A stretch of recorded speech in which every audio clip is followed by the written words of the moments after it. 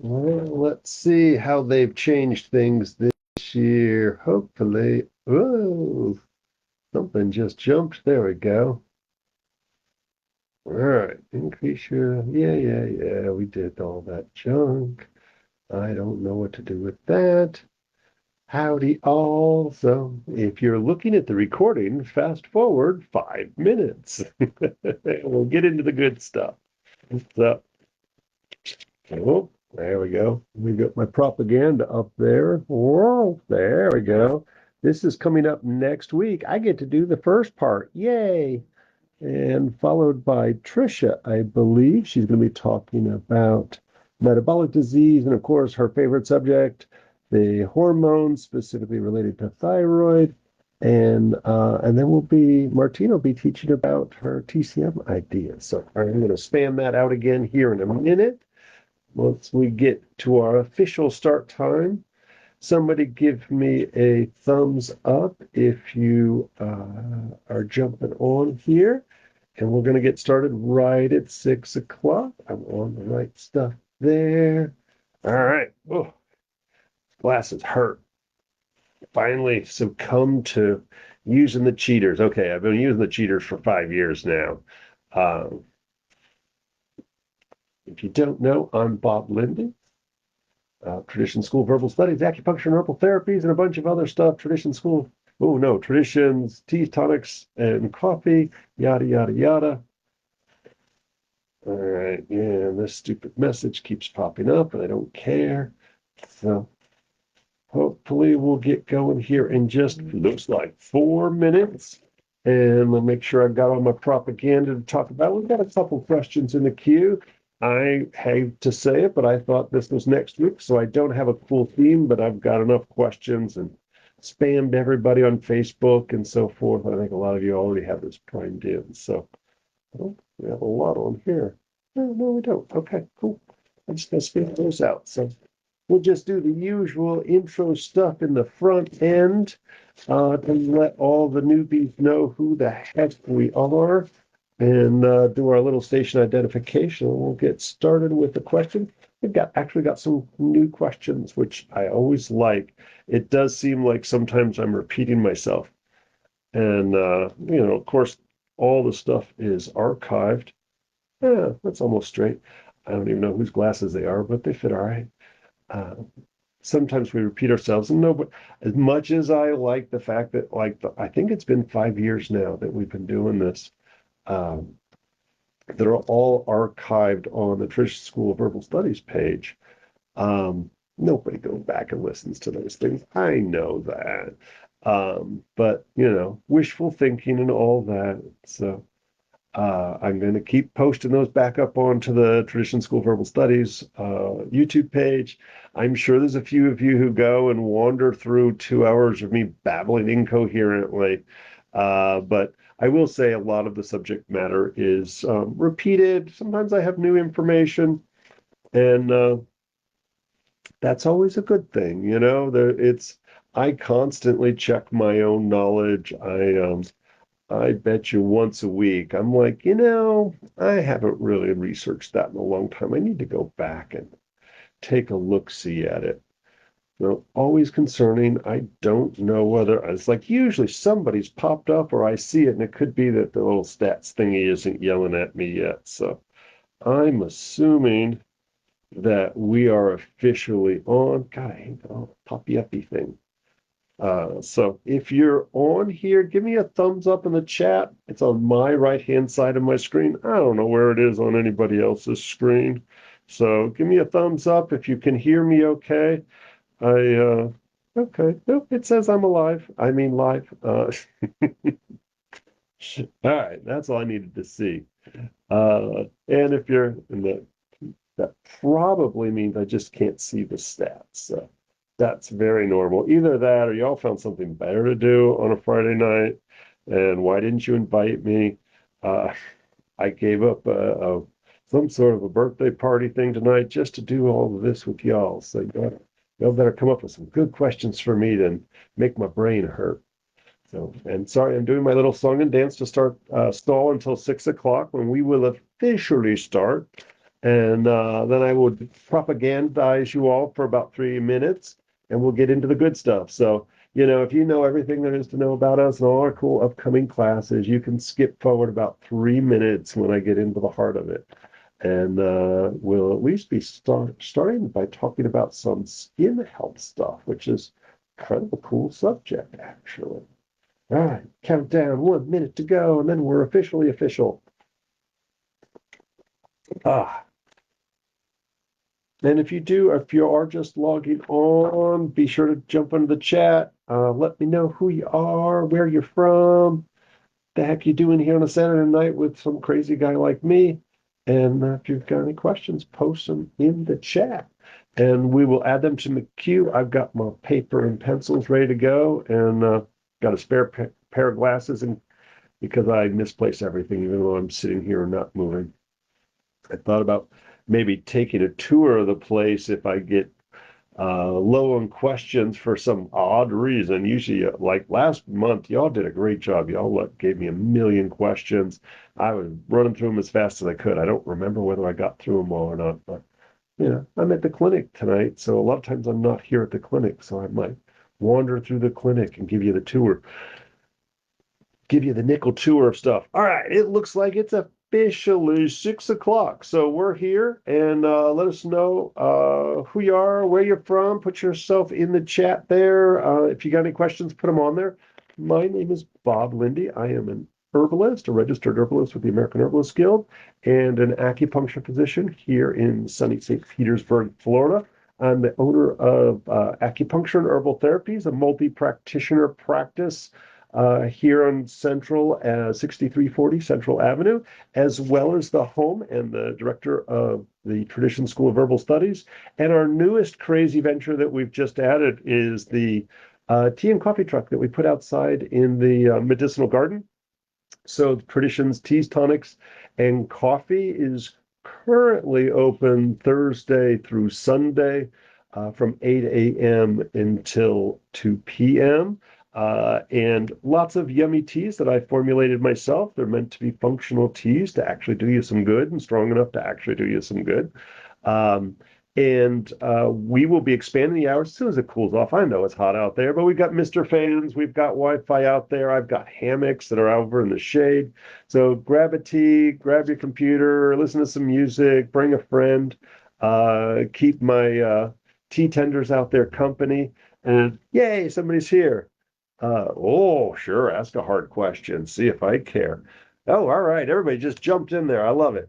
All right. Oh, how perfect. We were going to start our questions off with um, skip day through Sunday from about 9 a.m. until 3 p.m. So you can come by, check out all the cool herbs. And don't forget, we've got the medicinal garden here that you're always welcome to wander through. We're slowly adding labels to as many of the plants as we can. So we really want some people, and I know it's hot out, people exploring and talking to the plants and giving them some love. And if you don't know, we've also got an apothecary. You can see the Chinese side on me, but then there's that much more on the other side. That's all our Western, our Caribbean, our Florida native plants are all on the wall here. And a lot of people don't know, but you can come in and say like, hey, I just need a buck's worth of chamomile or whatever herbs you're trying to source. We get organic whenever it's available. Sometimes they are, sometimes they're not. We work with a variety of different vendors, but our primary provider is Oshala Farms. We love them. We also order, and we have to usually order about a year in advance to have them pre-grow fresh herbs, which they'll let us know, like, we're harvesting this week. Watch for it, and we'll order like milky oats. We order about 40 pounds of milky oats, and so it's whenever they're ripe enough, they harvest those things and they overnight it to us. Usually, we'll give an advance warning to our students if they want to tag on to there, or our graduates. So we try to get the best herbs that we can. But of course, as the season changes, availability changes. So if we can't get it, it means we couldn't find any of that I would be willing to drink. So we'll leave it at that. Oh, yes, propaganda. Cool classes. So of course, we've got the Western and Chinese herbal programs here. And those are longer programs, not what everybody wants. Some people just want to have some fun with herbs or learn a lot. So many people take these classes to learn more about themselves, to be healthier for themselves. But something we started last year was a real, we'd had so many people asking us questions about blood work. And we so often, with our students, our graduates, we talk about the importance of blood work. And it's like, I always say, you don't have to do what the doctor says, but they got some cool tests. And whether it's an x-ray to see if you've got a broken arm or like to figure out whether you're iron or B12 deficient or if you're immune compromised, your thyroid's wonky, whatever, that's good information. And then we can figure out how to best address those things. So we've got whoops, there it is. There's a 3-part series coming up. I get to kick it off with kind of a functional medicine kind of tricks of how to get things ordered and how to understand we'll focus primarily in on the CBC and the CMP, followed in August with, I believe, Trisha's teaching part 2, which is looking at your hormones with a focus on thyroid stuff, because that is her area of expertise without a doubt. And then part 3 in September will be with Dr. Martina, and she's going to be kind of looking at how Chinese medicine views it. And I'm going to put a bug in everybody's ear. I know I don't usually go this far out, but we've got the Flower Essence Practitioner Series coming up. It's a 2-weekend intensive in October. I would say when I look at the Flower Essence classes that are offered elsewhere, let's just say they are way more expensive, and I don't see the price on there, but I know we do it cheaper than most folks. I'm embarrassed. I don't know what the price is. Oh, well, call and find out tomorrow. Uh, but it is important to try to make it to both weekends. We don't offer the Flower Essence class online. We only do it in person. So this one's worth, we've gotten great reviews with Alyssa teaching this class. But it might be worth one setting aside the time or actually flying into town for this one.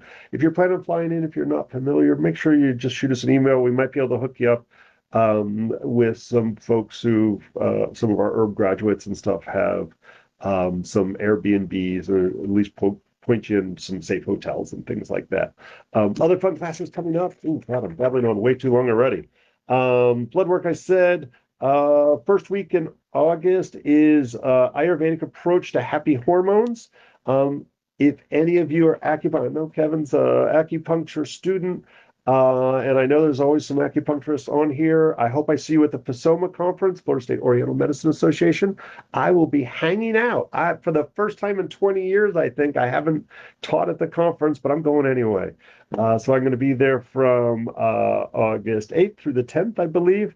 August 14th, the anatomy and physiology for the herbalist, cardiovascular. And Martina will be back from her honeymoon and marriage for the 21st of August, talking about tongue and pulse from a TCM point of view. And then the next class is blood work. And then the mushroom series, Ruthie's going to be teaching about lion's mane. Oh, put it on your calendar, September 6th, book sale. All right, that's enough of that gibberish. Basically, I'm a book hoarder, and some of these books are ridiculous, and we ran out of bookshelf space. There are now boxes of books that we have in the shed. It's overflowing in my house, so I'm bringing anything in that I haven't opened in the last year or so, and we're going to go ahead and put them at super discount to try to move those things out. There's a few things I've got 3 or 4 copies of. It's unnecessary. Some of them will be current, some will be old as dirt, some of them will be my mother's books. Go figure. So hopefully y'all can come and check that out. I am such a book monster, so I would go broke at my own book sale. All right, that's enough of this gibberish.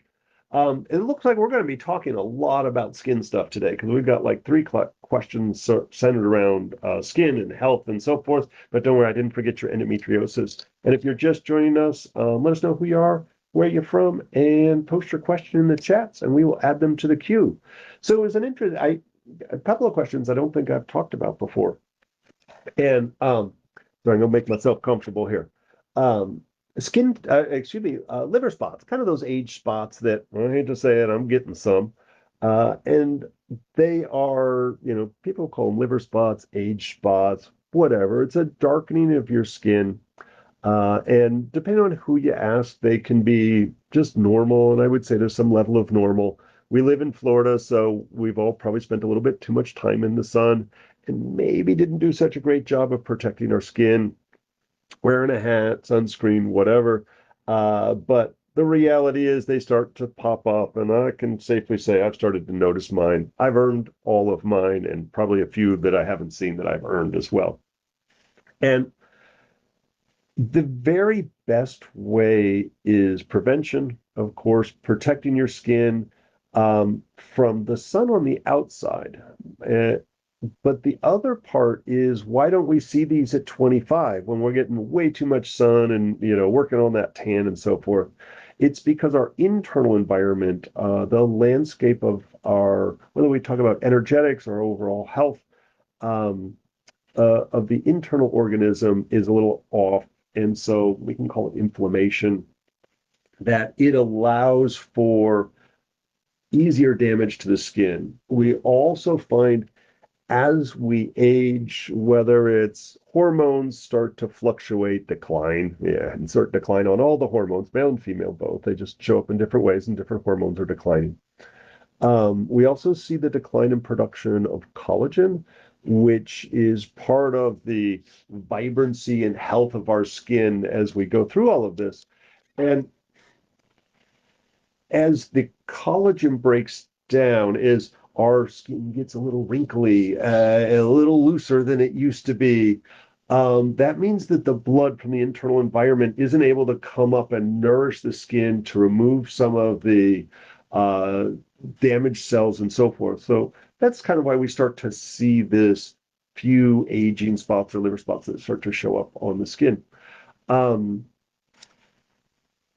with these types of cells, and I'm assuming I'm saying the right stuff, and heck, I'll see you Monday probably, Kevin, so you can tell me if I'm wrong and I'll try to answer it better.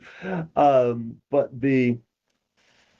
it's the melanocytes, those specialized skins that either when we look at folks who are not from the Caucasus Mountains, who have darker skin or of African descent, those melanocytes provide for that darker skin. And so we don't see the liver spots on them because the melanocytes are dominant in the coloration of their skin. And as we look at lighter skinned folks, those melanocytes are always there. That's how I get a tan if I actually go outside occasionally. And so they kind of hyper produce and it's not processing as well as it should. So it's kind of misinterpreting the amount of light that we're getting or not getting at a particular time. Um, and so certainly there's lots of medical things that kind of work, skin bleaching, all of these kinds of things that are used. Um, from an herbal standpoint, we're oftentimes looking at things that may have a little bit of a steroidal-like action to calm down those melanocytes. And there's two herbs that I tend to do topically, and even though we don't think of those liver spots as inflammatory in their nature, they are. And so licorice, and it's so funny because there's two licorices. There's the Chinese gansao, and then Western herbalists, we use licorice too. And I think it's the same genus, the same species, and probably up until about 15 years ago, I was like, licorice is licorice, no big deal. And I never really thought about it a little bit. The Chinese licorice, gansao, we think of as cooling. And so we're like, oh, if you've got heat, we use the unprocessed licorice. If you have something like digestive issues, what we would call spleen qi deficiency, we might honey fry it. So gansao, and that warms it up and makes it a little kinder to the belly. So here's an interesting thing. Although the actions of licorice, Western and Chinese, the pharmacological actions, both the concerns and the positives as well. The steroidal-like action, the adaptogen qualities are identical. But the Chinese licorice, and for all of my students who are on here, when you come in next week for student clinic, taste them. And there's no doubt about it whatsoever. The Chinese licorice is cool in the mouth. The Western licorice is warm. And so in this case, working specifically topically for these liver spots, these age spots that we see, I would probably choose the Chinese licorice, specifically because of its cooling nature and our skin tends to be a little warmer and inflamed. Um, I really like because, we have aging skin, right? So that's where the problem comes from. So we don't get great penetration. We don't have good blood supply to that. So there's two different ways that we can approach it. One is using rosemary because it is what's called a rubefacient, and that's just really fancy talk for kind of an irritant. It brings blood to the surface of the skin. I prefer the rosemary. There's only a couple of rubefacents that we talk about that we use regularly. One is the rosemary. Also helps with memory. It smells good. The Italian men will chase after you. Um, the other is cayenne pepper, very popular herb. And with cayenne pepper, there is a problem. If people have a sensitivity of nightshades, it's going to cause inflammation. It is much stronger irritant. It's definitely a rubefacient. And yeah, I use it more if there's a pain-oriented thing. So we see the things like capsaicin, licorice root. Sorry, I should have mentioned that. And you can use the other parts. The licorice root is the classic part that's used. Um, and so I tend to reserve cayenne pepper for kind of an extreme. Mustard is kind of used in the same way, but again, it causes blistering of the skin for some people. So I always feel like the rosemary is effective and gentle. It has more benefits, the memory, clarity, focus aspect of just the smell alone from and it can be fresh or dried rosemary. And then there's two others. If we stick just with herby stuff, then a little bit of papaya, and there's a caution here. Papayan is caustic. It will literally it's a chemical peel. And so left on too long can actually like damage the skin. That's one way to get a discoloration off of there.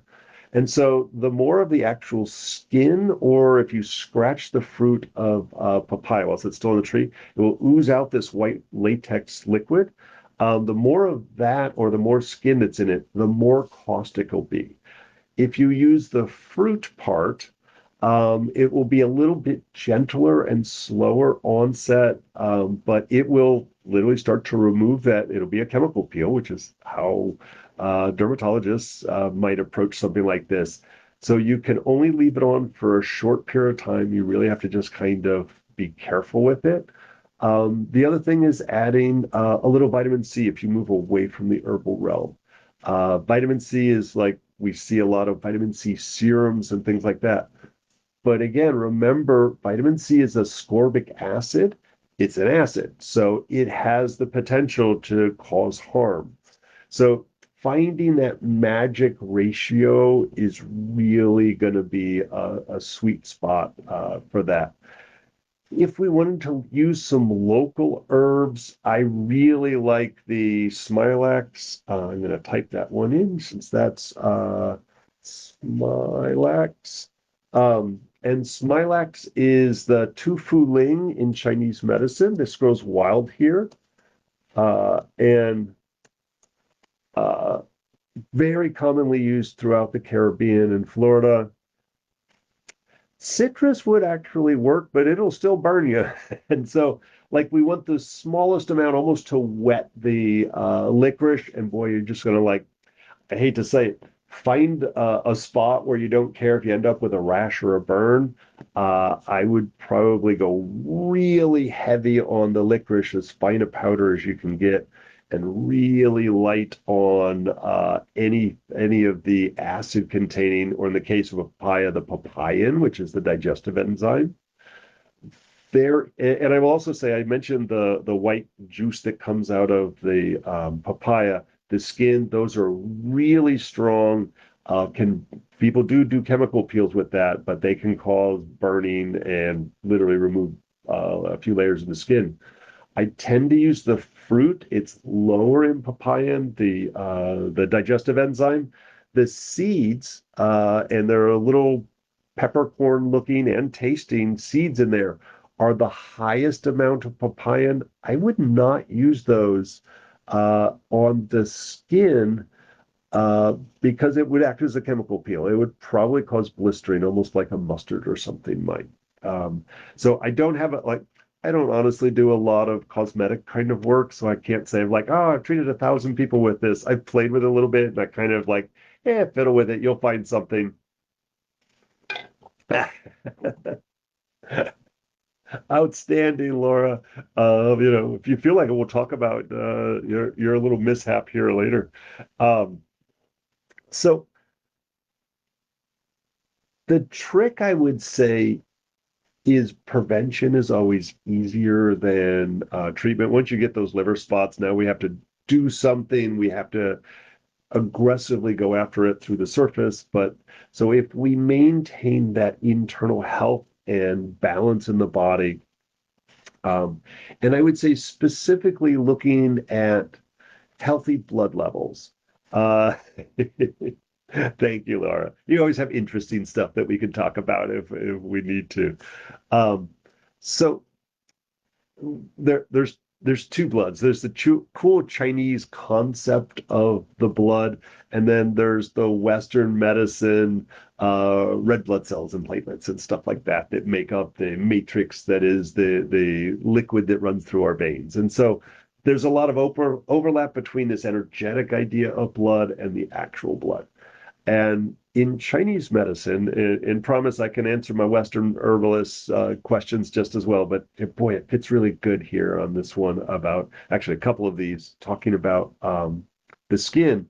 There's real relevance to Chinese medicine. And when I'm working on any kind of skin issues, I tend to take a very Chinese medicine approach because its effectiveness. So we say that the blood nourishes the skin.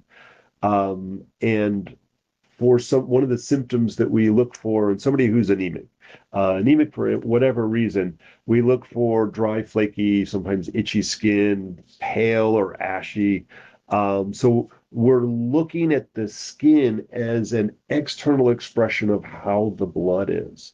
And so if we want healthy skin, it intuits that we need healthy blood. And so to ensure that our iron levels, our red blood cells, but also those concepts or symptoms that we look um, like dry, flaky skin. And so if you're like young and healthy, very easy to get anemic. If you're a woman and you're menstruating, really easy to get anemic. But the more balanced we are in our younger years, that when we start to hit the older years, menopausal, old crotchety guy like me, when we start to see those liver spots, those age spots start to show up, a lot of that depends on our behaviors and our health when we were younger. Um, and there's one I may show off my belly here in a minute, because there's some things similar to that that can be indicative of other things that I'll tell a good story about. So getting blood work to make sure specifically that your CBC, your complete blood count, personally, I always ask for a differential, which breaks down part of your immune markers, less relevant necessarily for the skin health, but relevant to us just being healthy humans.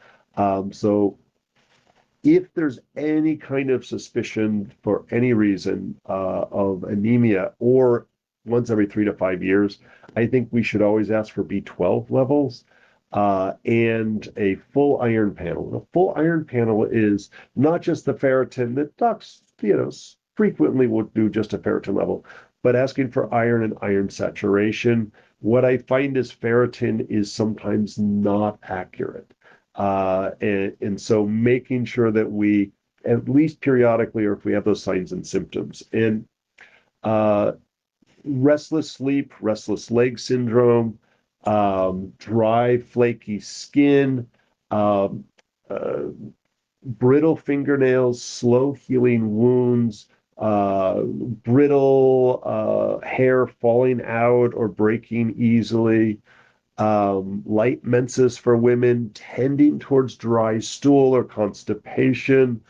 Um, and one of the things that's more practitioner kind of thing is a pale, thin tongue. And so literally it's thin this way and it's pale, pale, pale.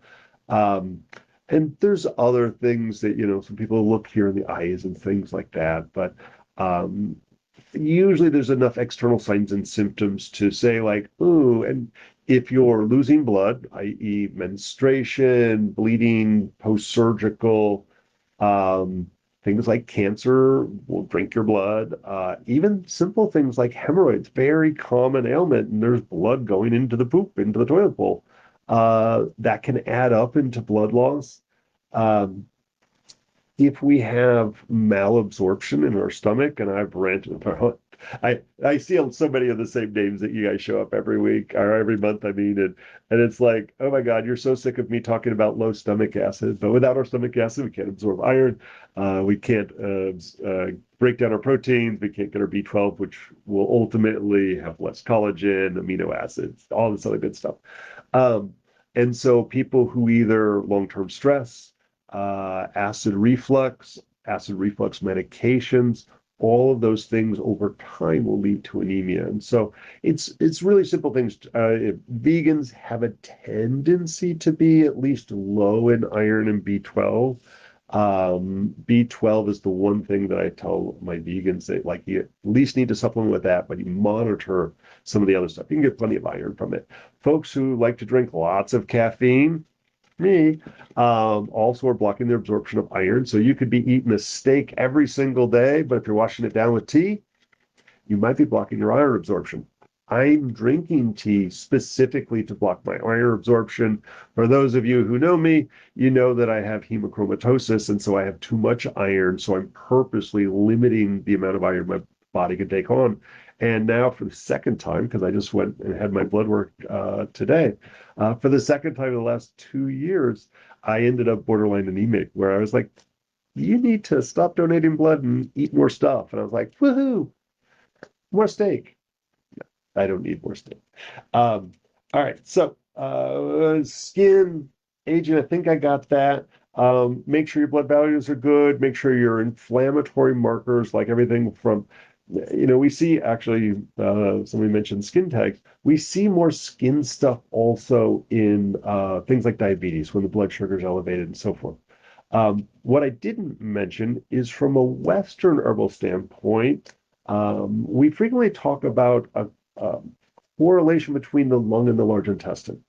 Or excuse me, the skin and the large intestine, the intestines in general. And the Chinese, we say lung, large intestine, and skin have a relationship. So there's direct overlap between the Western and the Chinese thought on this. Um, and so ensuring that we have daily healthy bowel movements, and Western medicine allows for a way wider range. I think it's like every other day to up to 3 times a day is okay in Western medicine. It should be every day. It ideally should be well formed 1 to 3 times a day. That's kind of like my window of everything's fine. Shouldn't be exceptionally smelly, shouldn't need to evacuate the building. It shouldn't be undigested food. Corn doesn't count. Um, and it should be fairly easy to have your bowel movement. So anything other than that, you're starting to fall outside the realm. Shouldn't be little rabbit pellets. It shouldn't be white or gray or crumbly. It shouldn't be black. I mean, there's reasons for that everywhere from scary to, ooh, you took an iron supplement. If there's red in it and you didn't eat beets, that means there's blood in there, probably a hemorrhoid. So, reasons to check that junk out. Um, so there are many things that we can do, just to ensure that we have an easy, healthy bowel movement every day. But when we're starting to see it manifest on the skin, and I usually look for more heat signs where there's redness, acne, but even something like, man, like in the space of a month, all of a sudden I got all these liver spots or some other kinds of red or raised things that are happening. I love burdock. Um, yeah, burdock, and it's like, it's so funny. I was torturing a lot of the students here the last week in student clinic. Um, the Asian market down here, MD Oriental Market, and there's lots of other ones out there, but they always have really good looking fresh burdock root there. And it's kind of, if you haven't eaten it, it's a very normal soup thing. Western herbalists, though, this is major medicine. And for those of you lucky enough to live up north, like, this is a weed in your backyard. It's more common than even than dandelion in some areas. And so, Chinese medicine, we tend to use the seed. And oh, nice. Uh, you win the prize, I think, so far for being the furthest away. Um, and you've got probably tons of burdock in Kansas, would be my guess. Um, so burdock is great for helping tone down some of the inflammatory response. We use it for a lot of allergies and food sensitivities to regulate the mast cells, which are part of that immune response, which can cause inflammation on the skin. I love it for any type of acne, but especially like the cystic acne. And in Chinese medicine, we use the term duya or pair, where it's like we always use these two herbs together to get a different outcome, and we can change the ratios, we can add other herbs in, and so forth. Western herbalists, y'all, we do this. We just don't have a cool word for it. And so one of our common combinations is dandelion and burdock, and they are a Dui for us. We just don't talk about it. Way back when I did a class on that at the American Herbalist Guild conference, and I think it was well received. I always try to bring those new ideas or bring those ideas out. And I think this is important to remember because, like, if you read all your Instagram and Facebook memes, it's like dandelion does everything. It kills everything. It detoxifies. All the cancer dies, which is kind of, some of that is BS. Um, but the reality is dandelion root has somewhat drying properties. And so, like, I'm going to detox the liver because I was out drinking for the last week. I wasn't. Um, well, where's it going to go? Because it literally, the way our body detoxifies is through pee and poop. And so if you're not pooping, but you're trying to detoxify, you're just circulating or literally creating the toxicity and now inflaming their already pissed off bowels. So if you have loose stools, I tend to increase my dandelion. But if you tend towards constipation, I bring the burdock up, but I always use the two together. I usually use the two together. And they have similar properties, but one's moistening, one's drying. And you can adjust that based on your poop, your energetics, however you like to view those things. And yeah, it's great in a smoothie. I literally, like, I just eat it like a carrot. I think they're yummy. Soups and stews, you can put it as part of your roasted root vegetables if you're trying to get more grounded. It's very mineralizing, just good and good for you. Uh, so, um, so there's now I'm going to embarrass myself. I apologize for those of you who don't know me. I don't usually flash folks, but I got to see if I got any. Oh, yep, there's one. All right. Sorry, you guys are going to get a close up of my belly. I don't know that anybody can see it, but there's two little red dots right there. And doesn't matter. I was down in South America, in Ecuador, and I was doing a TV series down there, visiting with all the shamans and herbalists and so forth in Ecuador. And I think it was like the third stop or whatever. And the one guy, we went out and picked a bunch of herbs in his garden, and we cooked them up over the fire. And I had no idea what we're doing. And we go in. They had just finished the corn harvest, and it was in a shed. We had to get a generator and bring it up to the mountain and run a light so that we could bring the cameras in so we could film this. And it literally looked like some sort of horror movie torture scene. There's this huge mound of maize that they had dried and was still sitting on the husk in a pile in this old shed of some sort. And there was this wood frame bed with kind of rope, really itchy rope, to create a framework. and I think he had a piece of plywood on a piece of it just for my comfort. And on somewhere I'm on TV taking my shirt off, which is never a good thing with my farmer's tan. And he lays me out, and then he gets like, hence the horror movie. He has these like bad kitchen gloves that are like this, that are rubber gloves. And he grabs a dirty rag and he starts putting it into the herbs that we made and starts beating me with it. Things you do for fame, huh? And but before he started doing that, he kind of did some observation. He looked at my eyes, my tongue, took my pulse, and he looks at my belly and he starts pointing at that. And he's like, "That's poison. It's toxic." And again through translators because I didn't speak Quechua, and he basically here's this old guy who had no electricity, who had lived on this mountain for much of his life.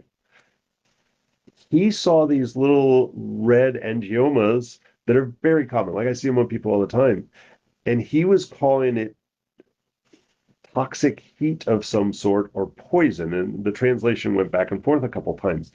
I didn't know I had hemochromatosis yet. And so he saw that there was an inflammatory toxicity that could have been very dangerous had it not been addressed. He saw it manifesting as these little cherry spots that were barely noticeable. I noticed them because we're all our own worst critics, but I was like, I'm just getting old. And it was maybe 6 months or so after that that I figured out that I had horribly high iron levels and quickly got that down after I discovered that I had the hemochromatosis. So it is fascinating what our skin tells us, not just, oh, I got dry, itchy skin, I must be anemic, but also these red spots that start to show up. In Western and Chinese herbal medicine, we have things like facial diagnosis, so where acne shows up, where wrinkles show up, all of that can give us information and some sort of a feedback what's going on in our internal environment of our body. That to me, it's not like, oh, I see a spot there. Let's give you a bunch of herbs. It's like you got a spot there. Let's ask some questions about your digestion. Let's go get a colonoscopy, whatever. I maybe wouldn't go to that just because I saw a spot there. So our skin is a reflection of our internal environment, no matter what. And so whether it's too oily or too dry or too red or weird spots in my case, it is indicative of something imbalanced in our body. And you know what I came into this evening and it was like, what good rants have I got this month to talk about? And one of them was the importance of energetics, which for those of you who've been on here, you know what I rant endlessly about. There is no magic cure for insert any medical condition. It's always about what is your imbalance? How do we address this through herbs, diet, lifestyle, and so forth? Um, so there was, and we'll take that a step further for like I think that was spending way too long talking about one question. That other question, the part two of the similar question, was looking at herbal formulas that work on beautification, anti-aging kind of ideas. And of course, I I'll cheat a little bit and say Chinese medicine. We have like seven something for beautiful hair and skin and yada yada yada. And that's fine. If I took it, I would just get diarrhea because it's overly blood nourishing. I don't need that. Um, so I'll preface it by saying, what is your imbalance? Correct that, and it slows the aging process. Um, there are other things, obviously, things that are damaging, and it's funny how this smoking, we know like smokers age faster. Like if you're vain, stop smoking. That'll take 5, 10 years off of your wrinkles on your face. And so people do stop because of that. So we look at those things that are oxidizing, specifically looking at things that affect the lungs, or I would say the intestines. So water. Oh, okay. Let me come back. Well, let us. Uh, Testing. All right, cool. Um, I got you, Dinah. Um, so start by saying imbalance, look for healthy lungs, skin, and blood. That's my short answer. There are a few supplements I really love for anti-aging. Vitamin C and L-lysine. And so as we look at antioxidants, and iceberg lettuce is an antioxidant, but vitamin C, a fairly refined, generally safe. Uh, our body's rusting is the aging process of our skin, if you will. So that's oxidation is rust. So you don't have to do a lot, but kind of a 1 to 3 times a day, 500 milligrams of vitamin C does seem to do nice things to the skin. Um, you have to be careful with vitamin C because too much vitamin C will give you diarrhea. And well, fine, I'm going to go on that tangent just because I said it, and dang it. Um, I don't know whether what I'm going to do, there's a Bob opinion, and then there's like what all the research says. So I'm going to give you Bob's opinion. It used to be like when I grew up with Linus Pauling and high dose vitamin C. If you were getting cold, you'd do up to 2,000 milligrams every 3 to 4 hours. It was a miracle, yada, yada, yada. And I have so many good vitamin C stories. The downside of vitamin C, of course, is it causes diarrhea, usually at around the 1,500 to 2,500 range. There's some arguments that you can taper up and kind of your bowels get used to it. There's also an argument that the body can only process so much in a 4 hour time span. Linus Pauling, when he was looking at those 10,000 I used to cure everything, it was like you were taking that 2,000 milligrams every multiple, like 5 times a day was the way that he would do that. And so, like, yeah, um, there's I've really seen it more and more that people are getting buffered vitamin C. And I was like, okay, usually when we see like buffered aspirin, it's easier on the belly and things like that. So I had somebody who was doing 7,000 milligrams of vitamin C in a dose and still being constipated. I was like, and or at least not having explosive diarrhea that I would expect. And I thought about that. Vitamin C is ascorbic acid. If I buffer it, it's no longer an acid. Um, and so what I found was she was also getting no benefits from it, or at least in this one case. And so I actually find that although it's kinder to the stomach, I don't think the buffered vitamin C works as well. So 500 a couple times a day shouldn't adversely affect the bowel. If it is, there's probably some kind of inflammatory bowel issue that needs to be addressed. Um, enough about vitamin C. I really, when we look at proteins, plant and animal proteins both, break down into amino acids. And our amino acids break down into other stuff and builds all the things that make our body and all the functions of our body and the citric acid cycle and blah, blah, blah, blah, blah. So many of those amino acids are necessary for the production of collagen. And when we start to get our wrinkles, our face starts to sag and all this junk, that's going to be like the new YouTube picture, isn't it? That we start to have our collagen breakdown. And that's the difference between a 20-something-year-old and a 70-something, right? They're collagen because their face is either there or there. People get collagen injections in order to fill out their face to get smooth skin and so forth. So there are a number of different amino acids. One of the ones that I just like because of its safety is L-lysine.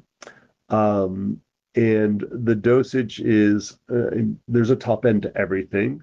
I will say for women, L-lysine can alter the timing of their menses a bit. So you just like, if you're going to like, I'm going to take L-lysine, carry some sort of a pad or something just in case it throws your cycle out of whack. So that's not uncommon, especially in the higher dosage. Obviously, lysine is also helpful if you've got oral genital herpes to help reduce outbreaks and the severity of outbreaks. Um, I find like, in it's funny. And I've said it here on the open forum.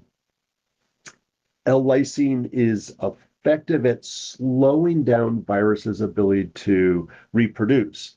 And so, if you have an average normal immune system, if you slow a virus's ability to reproduce, your immune system has a chance to come and kick its butt. And so, presumably, I have not had COVID yet, and have had ample opportunity to have COVID. And without a doubt, I'm still, even post COVID, like through COVID, I wore my mask, I washed the crap out of my hands. I continue because I'm a medical practitioner. I'm in the room. I'm just Yesterday, I was in a room with somebody who was clearly getting sick. And so, like, I took herbs, I washed my hands, I got a little paranoid.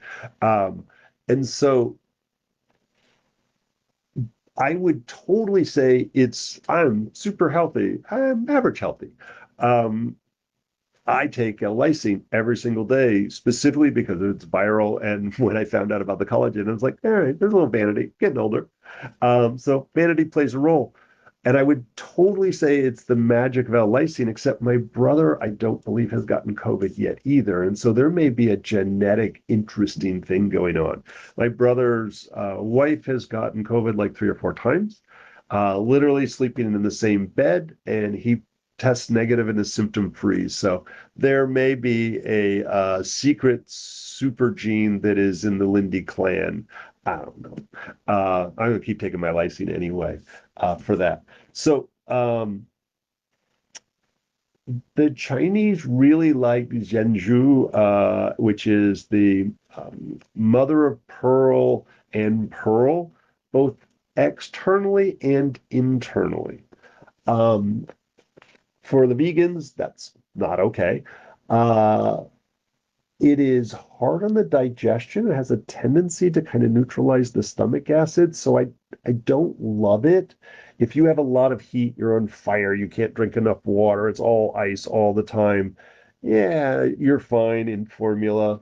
They also use the pearl powder for their face. They kind of think of the pancake white makeup that a lot of the geishas, a lot of actors would use. Um, and so I actually have some of that. It's fun to play with. It's like the finest little, almost like talcum powder. It's so fine. Um, but I it makes you look nice for a little while, kind of like makeup does, but it also totally screws up all your skin pores. So I'm like, meh, I don't recommend it topically. Um, the other thing that we didn't talk about for skin health is essential fatty acids. And if you don't have a gallbladder or you have a dysfunctioning gallbladder, you are might be limiting your fats. Hopefully, you're limiting your fried inflammatory fats, but you do need the seeds, the avocado, those healthier fats that are necessary for healthy skin, healthy hormones, and so forth. So an easy check, some of you remember this, on the tricep on the back of the arm. If this is really rough and bumpy, for whatever reason, you don't have enough essential fatty acids. In the most severe cases, you'll actually get that on the tops of your, there we go, on the tops of your thighs. It'll look like acne on the tops of your thighs. Usually that can be remedied with just taking some essential fatty acids. That can be a fish oil. If you're like, yeah, but I'm vegan, that can be a plant oil. Not to promote a particular brand, but I really like the Udo's 369 because it does use a yeah, St. John's Wood. Okay.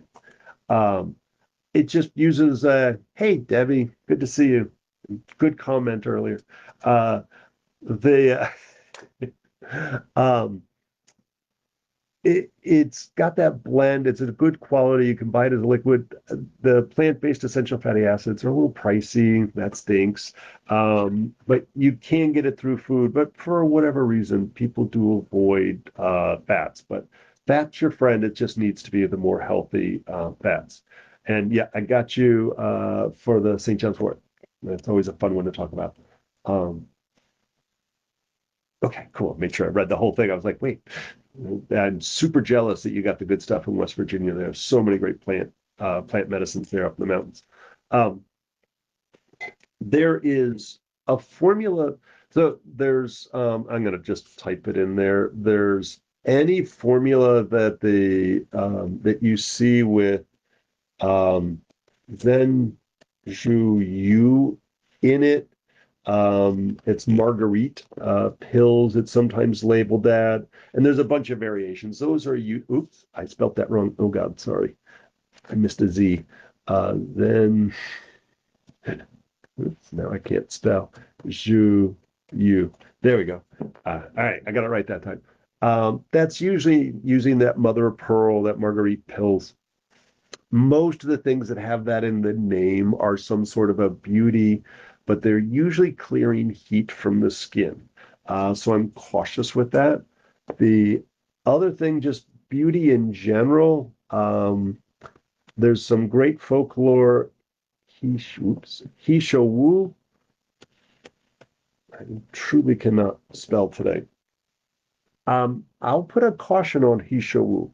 In China, there were some issues with liver toxicity, elevated liver enzymes, and so forth with that. It's a number of years ago, and I honestly I haven't followed back up to see if there's any issues still with it. Um, but I believe most, if not all, of the cases were in alcohol. And because of quality control potential issues in China, was that like a wood alcohol that someone got into the system? Was it is alcohol because there's something called Shouwu Gin, which is a very classic thing. You find it in the stores. It's all over China. And is there a component of this herb that we're pulling out in alcohol that shouldn't be pulled out that can accumulate and cause some toxicity? And I don't have a good answer for that. So I don't think there's anything wrong with Hisha Wu. I grow it here. It does need to be processed, so you got to do your homework on how to process it. I think we did a video. We did one of the open forums. I actually went into some detail of using sesame oil and processing it and doing a little extra fancy stuff with it.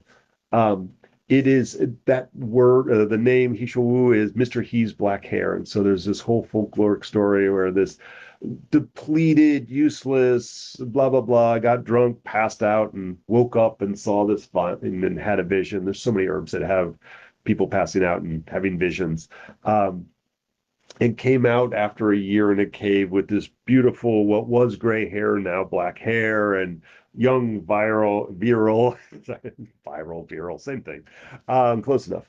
Um, and it's funny. I don't know that it's going to turn somebody with blonde hair into black hair, but my mother in her 70s finally had decided to go all white, and and I let a different practitioner, so it wasn't me trying to do long-term care for my mom. From an herbal standpoint, she was seeing one of the other practitioners in the clinic who somehow talked her into doing raw herbs. I don't know how in the heck she did it, but she was boiling up herbs every other day. One of the main ingredients in there was Hisha Wu. And after about 6 months, she was in getting her hair done. And the hairstylist was like, Shirley, what's going on? You got black roots coming in. So 6 months of taking Hisho Wu in combination with other herbs that were specific for her to create balance. She started growing in black hair after being gray for, as any normal person probably since her 50s. So this is a powerful herb. In general, your blood nourishing herbs are going to be good. Um, One that can be manipulated, um, especially for the anemic folks. I use Dangwai Yinzi Wan. Whoops, learn to spell, Bob. Yinzi Wan.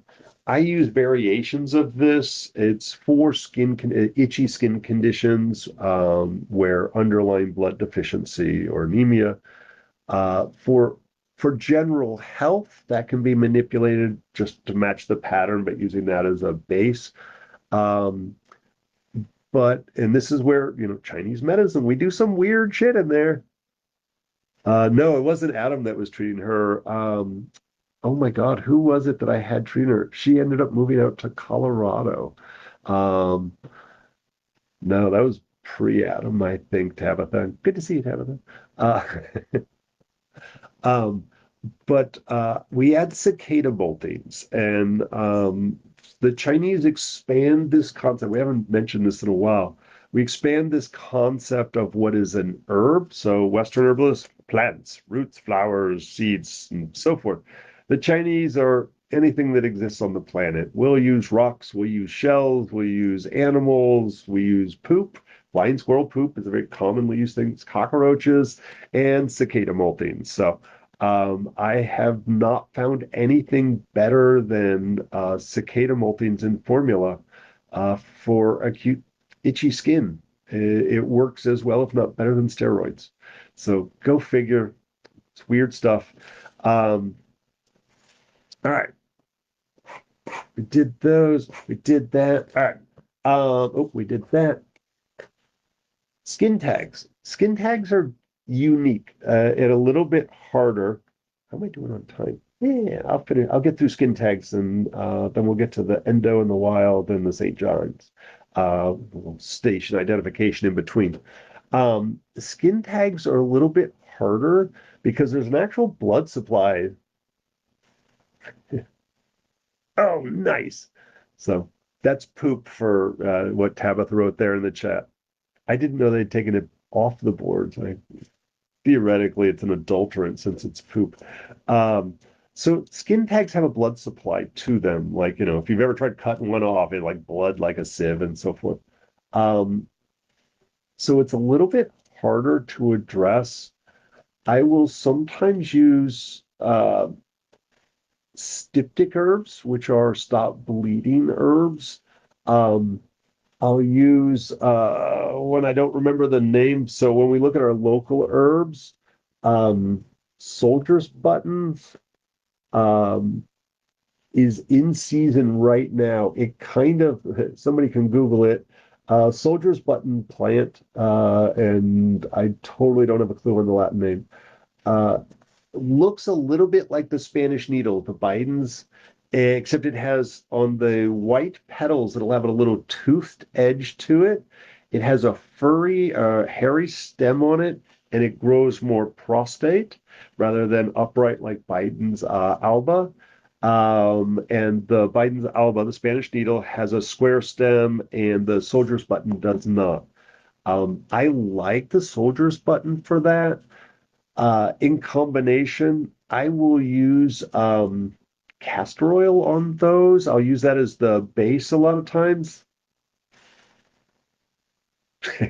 Leave it alone is not wrong either. Um, if you want to get aggressive, I'll use good. I'm staring at the Western herbs. Chaparral. Again, I tend to use that topically, not internally. Internally, I like cleavers and chickweed. A lot of times internally, very safe, very gentle.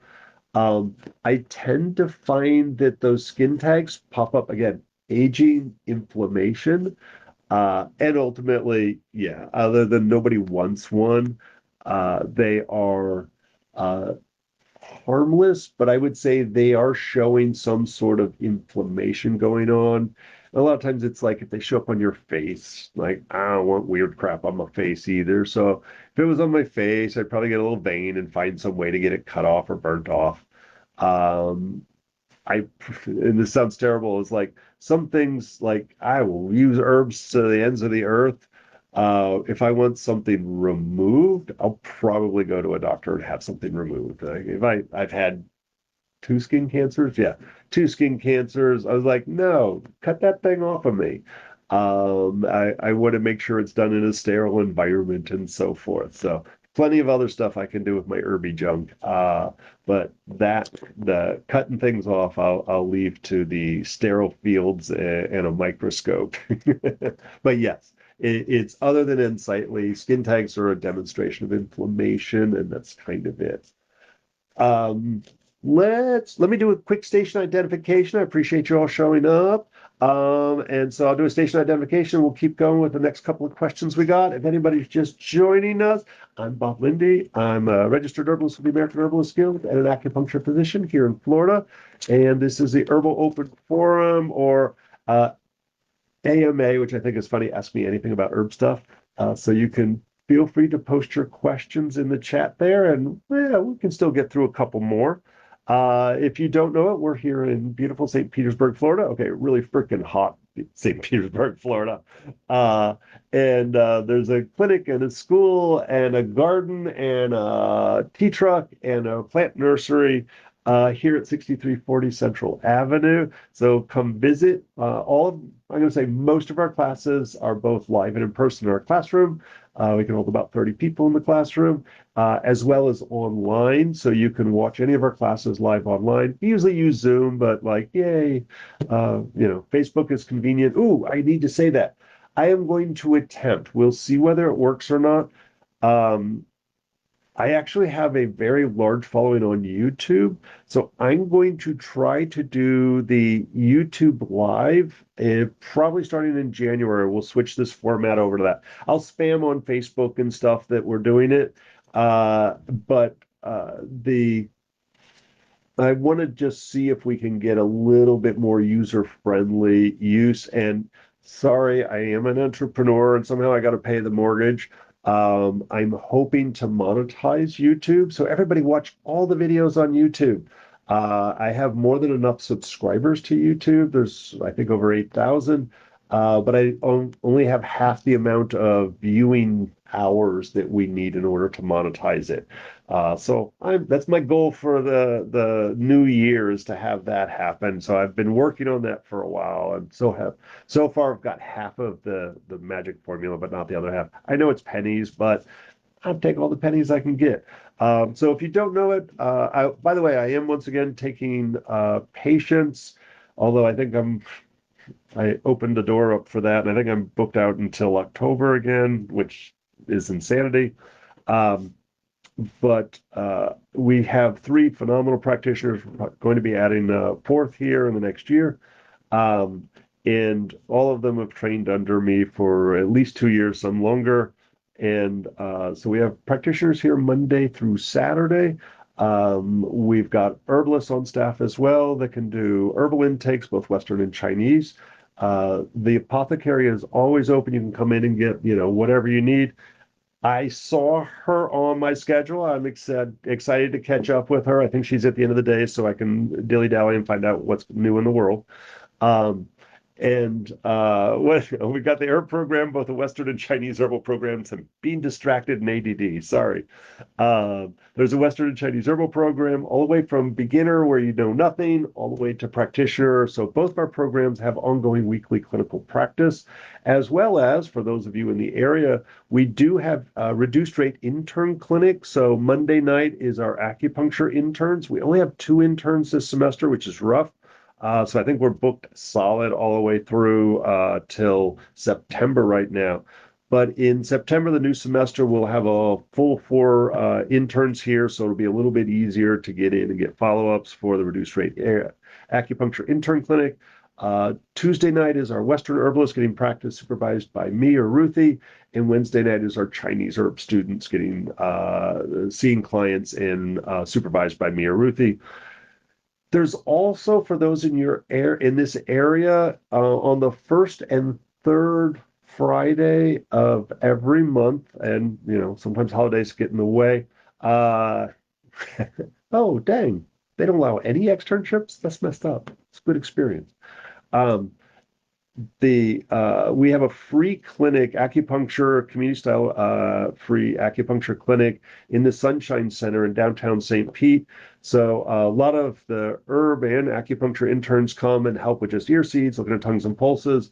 But me and Matt, who uses a very different style of acupuncture, we're sitting there. Whoever shows up, we get them in chairs, a little paperwork, and we're able to address anything. Stress and pain are the biggies. We tend to see more retirees, older folks. So who doesn't have aches and pains after 70? But we literally get all ages in there, and we've got people in there with inflammatory gut issues and skin issues and everything else. So we try to do as good a job as we can. We're doing more than just stick and move. We're asking about blood work. We're reviewing blood work when time allows us. this time of year, the snowbirds are all up north, so they're smart. So we tend to have a lighter load. So if you do want us to review some blood work or something, it's actually a good time to bring it in the next month or two. Obviously, if there's a hurricane, we'll stop it. Um, oh, don't get me started on dry needling. Uh, no, I'll address it. Thank you. I'm going to jump on my soapbox for that crap. Oh yeah, student clinic. The tea truck is here. I made functional teas. I'm the formulator. I make the syrups. Syrups are bad for you. They're sugar. They taste really good though. Asked to do a syrup tasting or taste any of the teas. If you come by, is open Thursday through Sunday in the garden from 8 a.m. until 2 p.m. For like we have organic coffee and all the cool teas and so forth out there. We've got Wi-Fi. You can sit in the garden. We've got hammocks and all kinds of fun stuff set up out there. You can explore the garden, do some work, meet with some friends, whatever. We will be expanding that in October. And I didn't show. Actually, I think here October flower essence class. If you're unfamiliar with flower essences, there is, and I want to get the details on that before I babble about it. I'll talk more about that next month. But because a lot of people don't have no idea what a flower essence is, I don't know whether it's going to be a free class or a cheap, just a Thursday night quickie class for a couple of bucks just to pay for her time. But it will be the instructor who's going to be teaching the 2 weekends, and it culminates as a flower essence practitioner certificate that you get at the end.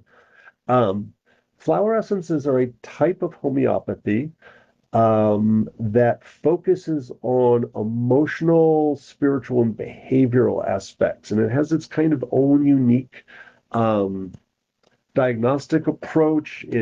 It's taking them internal, and homeopathy is like the opposite of herbs.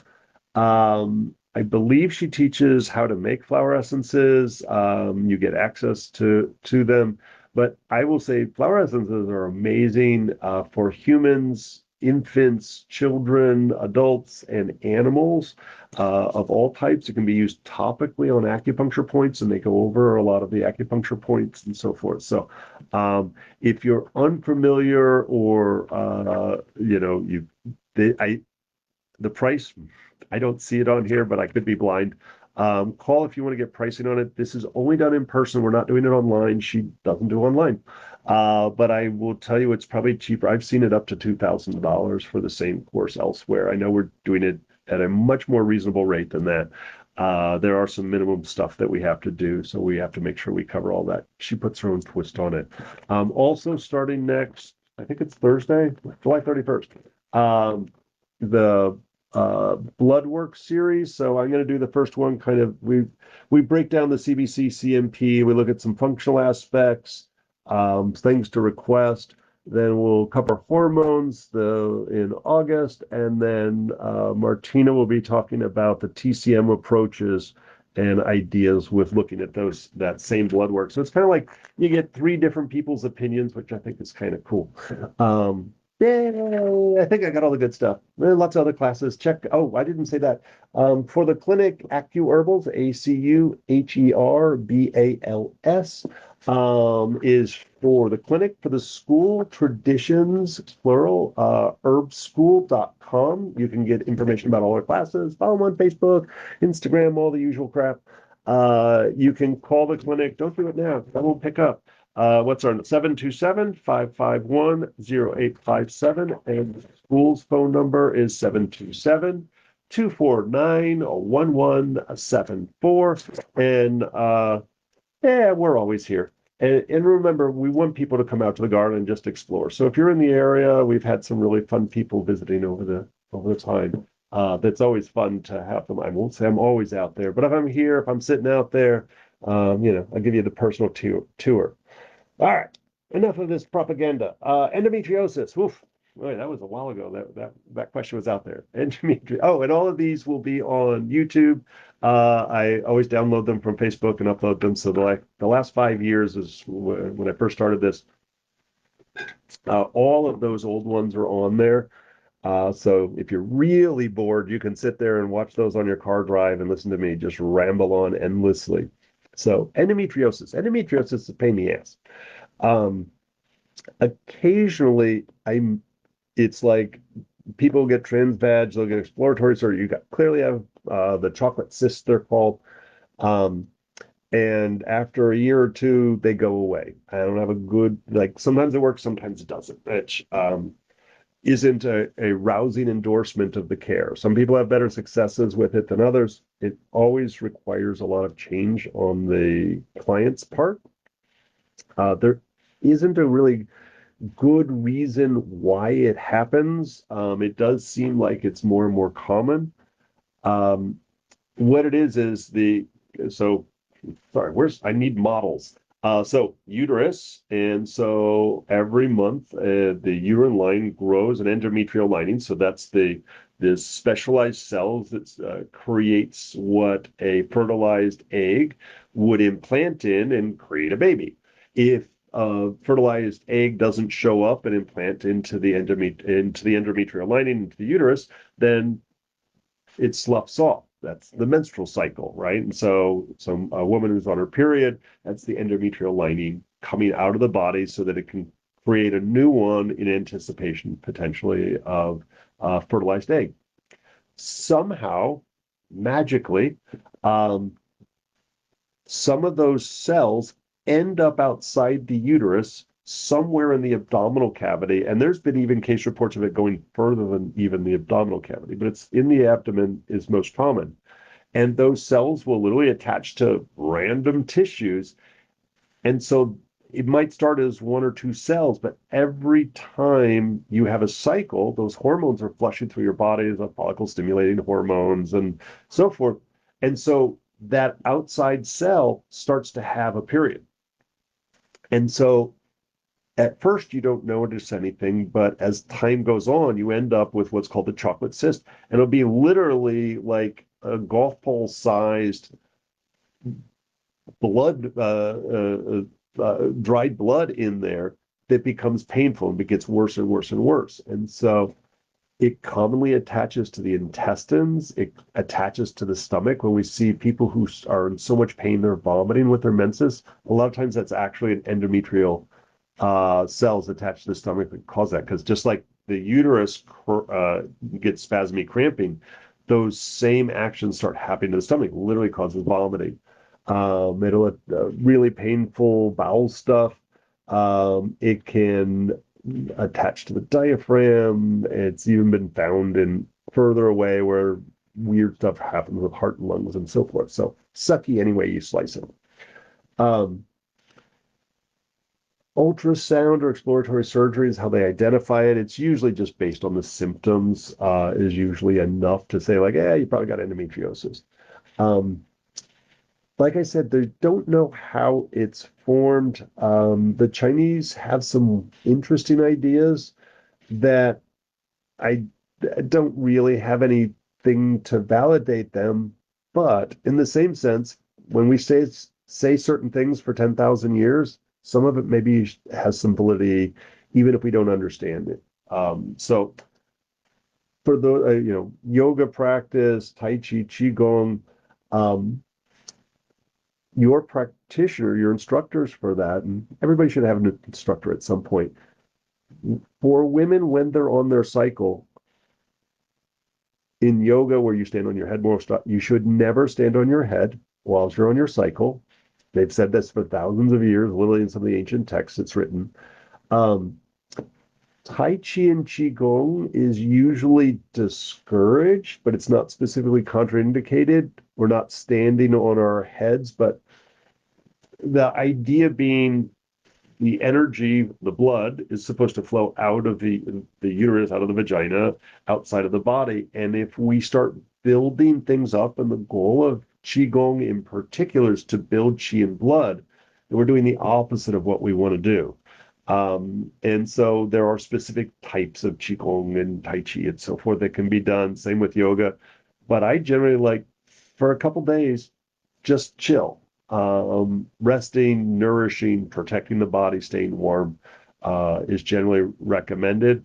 Um, Same thing, basically, the Chinese and other cultures no sex during the menses. The idea again that if we're having intercourse, we're pushing the blood the wrong direction. We're not allowing it to come out. It is also the argument against the Diva Cup. It's the argument against tampons. I'm a dude, I don't get to have an opinion, but I will tell you what the ancients would tell you, that menstrual pads are more appropriate because they allow the blood to come out. They don't create a blockage. But if we're going to embrace the idea of no sex during menses and no standing on the head, it would only follow that the Diva Cup and tampons have the potential to do the exact same thing. So it is a tad controversial. Herbs, oh, doggy. So in Chinese medicine, we see it as a um, type of blood stagnation. And the trick is, it's not like, oh, here's the blood invigorating herbs, you'll be fine. How do we guide a group of herbs to a particular area? That's how we get the best success. Acupuncture can have a role in it. Um, Western herbs, I do like some of the hormone regulation seems to help. So your red clover, burdock. Occasionally, I'll get really mean and use I just said it earlier, the chaparral. That's abusive, but it works. Calendula can be helpful. It's so helpful that this wall is sitting up here. That cleavers and chickweed can be helpful. Um, some of the seaweeds can be helpful.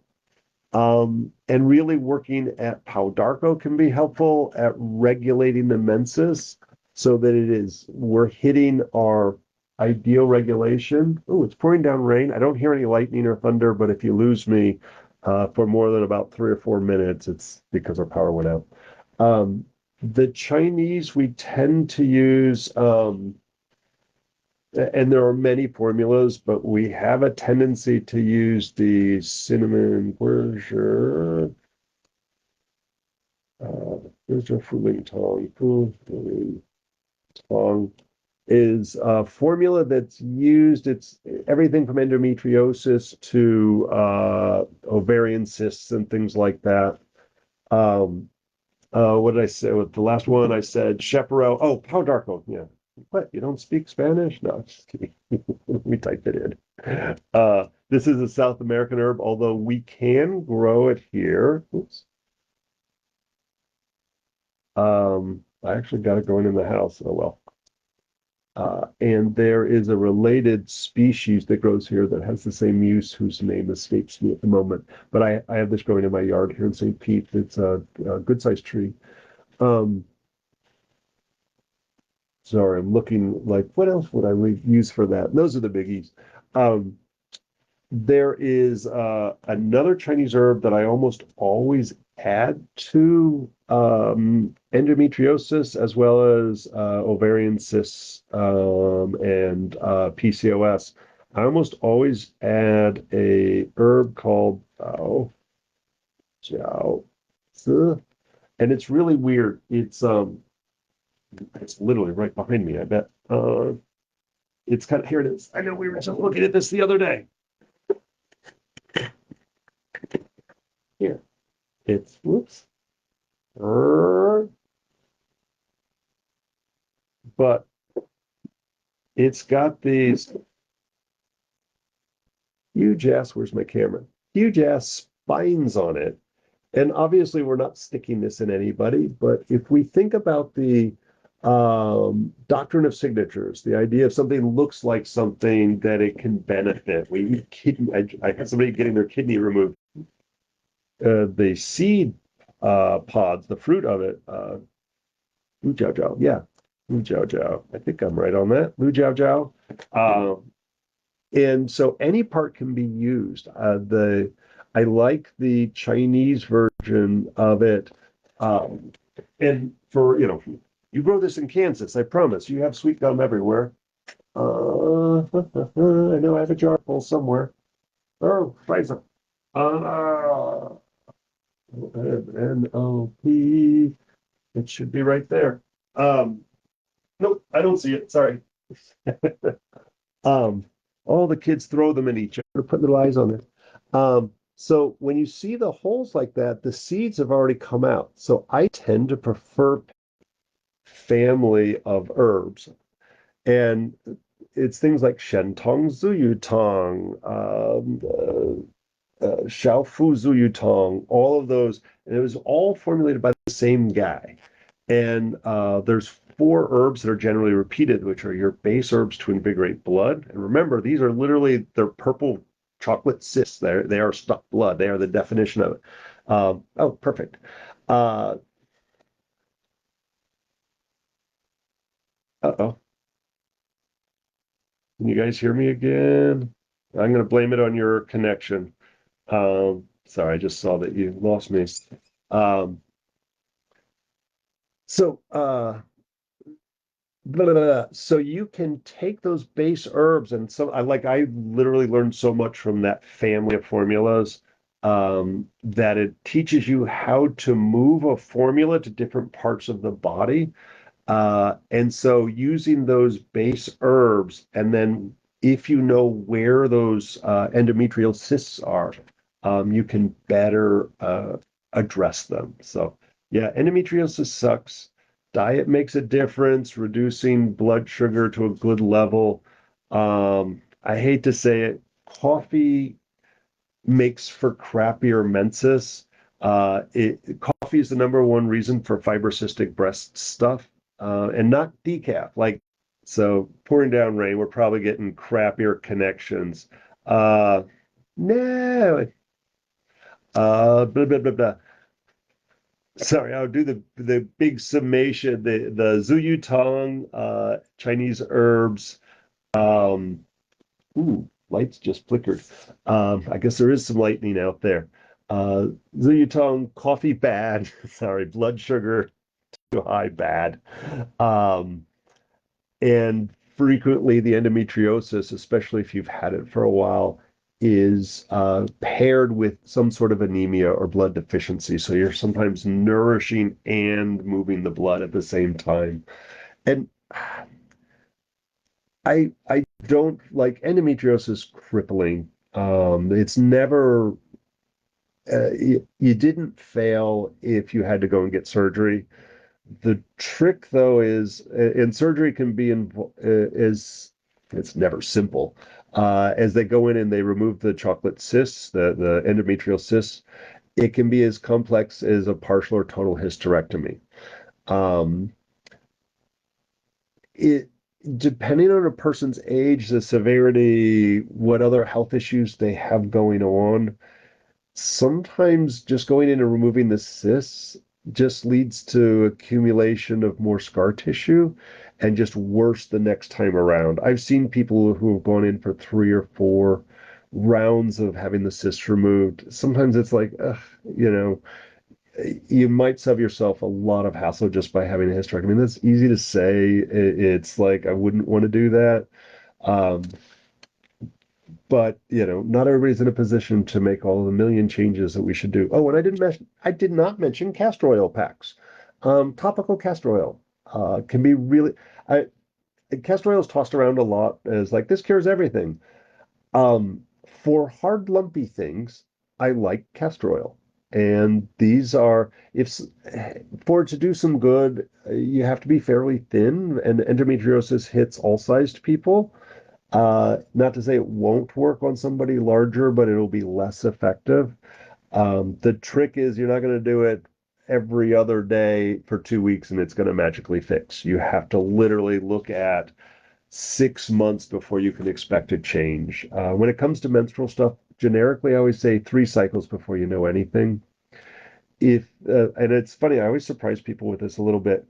Not to say our body is perfectly harmonized, yada, yada, yada, but as a general statement, you switch ovaries every cycle.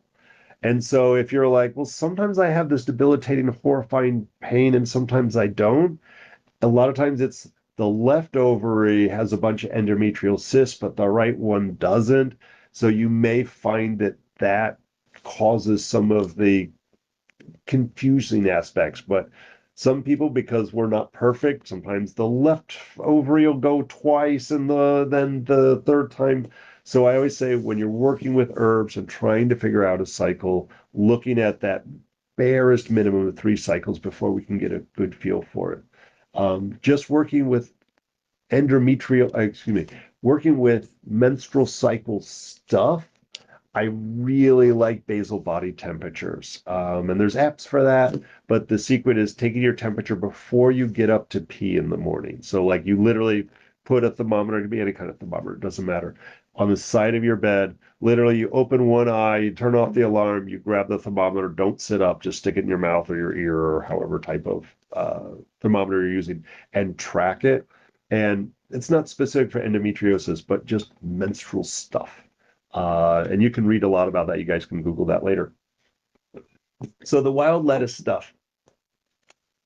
Um, Wild lettuce, opium lettuce. There's so many interesting words there. There's no opium in it. So there's it's nice. It's nice for sleep. So nighttime pain is probably the only time I won't say I tell people to use it, but for nighttime pain, it's decent. But it's so funny for the folks who are in the military or wherever they're getting urinalysis. The stress out of the fear of it sometimes causes more issues, and so I always go. And this is just me. I love chamomile as one of the best sleep aids in town. The trick is steeping your chamomile for as long as humanly possible. Like I prefer like make your chamomile tea and like French press with that 2, 3 cups. A handful of chamomile. I don't measure it. I literally like just a small handful. It's probably like 4 tablespoons or something. Pour hot water on it. Let it steep until that night. Set your alarm. Yeah, it will reduce the inflammation in the gut. It's antispasmodic. It will make you unconscious. I will spare you all the myriad of stories with that. Fibromyalgia, chronic fatigue, nothing better for the nighttime sleep, the difficulty in sleep with that. But then if you're looking at pain, if that's what's keeping you awake, get more specific. Like get specific on tissues or areas or patterns. There's pedicularius, there's St. John's wort, which we'll talk about next. There's devil's claw, there's skull cap. There's so many phenomenal and focused pain herbs that can make a real difference. When we're looking at the wild lettuce, you're really just saying, let me just knock you out. And so it does okay. It's a little bit antispasmodic, but there's so many better antispasmodics than that. If it grows really well in your area, then it's free, so that's nice. And you did say the right things. You were getting the tar, so you like cooking it down. For those of you who have no idea what the hell I'm talking about, the best discussion I've seen of wild lettuce was from Seven Song. And he's a great medicine maker, and he does use it a lot, mostly for nighttime pain, and I'm on his bandwagon for that. I I will say I don't work with it a lot. It's usually people come with it, either having made it themselves or bought it from somebody else who makes it. Um, but my experience has been pretty similar to Seven Song. Uh, I always get twitchy because people put it out there as like it's better than oxycodone or you can get high smoking it, and I'm just like, oh my God, that's such a sales tool, or they're just tools. No, I didn't say that, but it does work. It's a lot of work to make it. But yeah, for anybody who doesn't know, I think it's sevensong.com, I believe is his website. I won't put the .com in because I don't know what it'll do to the chat there, but uh, he is he's a hoot. He's a great herbalist, a great botanist, great medicine maker. He's got a school up in New York, upstate New York. Frequent speaker at a variety of herb conferences throughout North America. but I will say he's one of the most giving human beings that I know. His website is a wealth of information. I always ask permission. Like, I'm like, I can't produce anything better than this form or this description of things. And so I always say, yo, Seventh Son, can I steal this? And he always says yes. I still ask him anyway. Just so I use a lot of his references in our program here, just because it's succinct, it's experienced, it's very real world. He is the guru of herbal first aid. Like we all do it, but it's like we probably all learned it from him in some form or fashion. But for any of you who have access to and I will say the fresh wild lettuce, I, I won't swear to this, but I don't think you can get very good medicine from the dried. I only know to use the wild lettuce from fresh, where it's still got that white latex substance that comes out of it. I will also say um, it's not, I don't even know, like, because other lettuces aren't high on the latex list. This might, because there's a lot of white juice that comes out of there. Um, yes. And I'll say, Debbie, remember valerian can have the opposite effect, but all the rest of those are nice. Um, But be cautious with the wild lettuce, especially because it's concentrating. You're specifically concentrating those resins, the latexy resins out of there. For anybody with a latex sensitivity, that could actually cause some inflammation from that. And it's not common, but your medical practitioners, people with history of spina bifida or any kind of neurotube defects.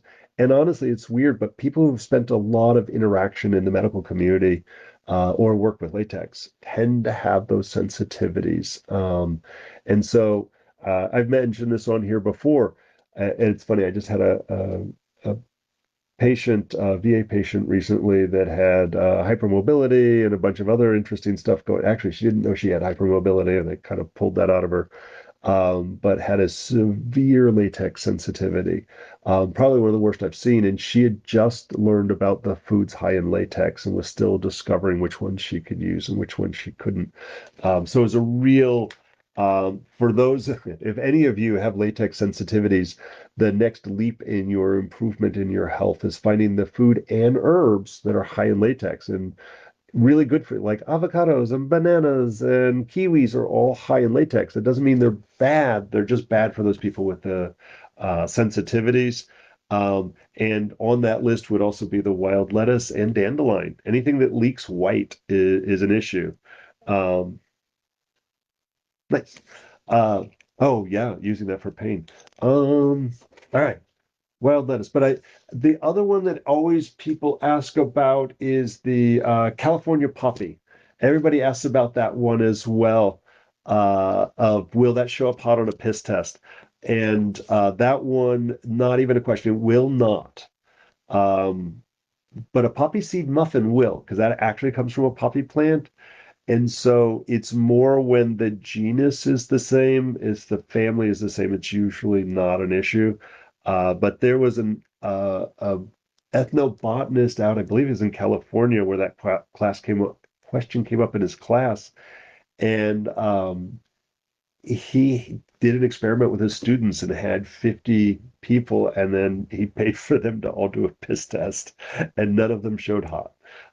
So that was nice to get a very real world, not a theoretical or just a lab based. It was like, oh no, we're gonna give a crap ton of California poppy to a bunch of people, and it was for I think it was like for 2 or 3 months. So it was like it was going to concentrate and show up. That was going to be it.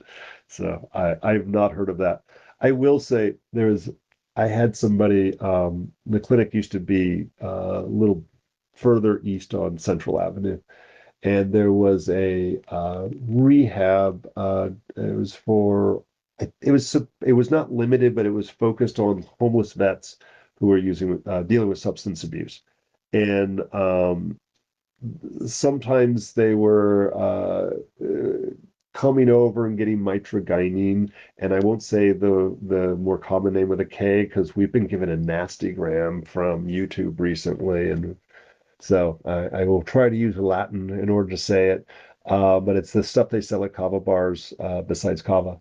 And one of them came in once who's like, is your stuff tested? And I was like, it's tested by the source, tested by our supplier, and then I don't trust any of them. So we test it again. And they were like, because I showed up hot for meth, opium, and like three other drugs. And I was like, you think maybe you were doing meth? Yes, I'm pretty sure you're the only person who showed up hot.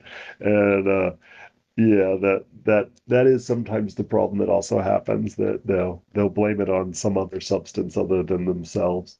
But in the case of the wild lettuce and the um, California poppy, you're good. Um, St. John's wort. I love St. John's wort. And I forget who asked the question, but um, topically is 100% safe. uh, you're not going to get all the herb drug interactions and concerns that we have with St. John's wort. And it's funny, it was a couple of years ago, I we had a client come into student clinic, and I was like, "Oh, why don't you look at St. John's wort?" And they looked horrified. They were like, "But I thought it was so dangerous." And I was like, "Oh my God, I don't want to make it seem like it's this horrifyingly scary herb. Like St. John's wort is safe and phenomenal, just not to be combined with pharmaceutical drugs." So I always like to like, yes, herb drug interactions are real. There's more research on St. John's wort than anything else. We find that the potential is that it interferes with over 40% of medications, to include birth control. And I've frequently mentioned the one graduate of mine who has St. John's wort tattooed on her arm because she has twins that were a surprise, not a shock, but a surprise. And she had just started taking St. John's wort like 2 months before, and had never had a scare, never had her cycle was perfect, predictable. She was type A, so she never missed a dose of her birth control pills or anything else. And like, lo and behold, twins. So I do like to put cautions on St. John's wort. It's so funny. It is a Chinese herb. I always forget the Chinese name for it. It's because it's not in any classical formulas. But the St. John's wort, the Chinese, like many things, they see a good herb, they're going to put it in their medica. They saw frankincense and myrrh, Moyao Rushang. When they went to the Middle East and studied in Spain in around the 1000 AD, lo and behold, we see it show up in their medica, into their pharmacy at that same time. So the Chinese have always like, I say good herb, we're bringing it into our medica, we're going to figure out how to use it. And they always put their energetic ideas. They saw St. John's wort from a very medical mindset. And they knew it was a powerful antiviral to use topically and internally. We see its benefits for inflammatory nerve stuff. So in the textbook, when they talk about the Hypericum, they talk about it as being a cold herb, and it's like really cold because of its antimicrobial properties and anti-inflammatory properties. From a Western herbalist standpoint, I can't think of a warmer, brighter, sunshiny herb. Oh, thank you, Kevin. Um, he put the right word down. It's like I don't want to see it, but I'm like, I can never pull that one out of my head.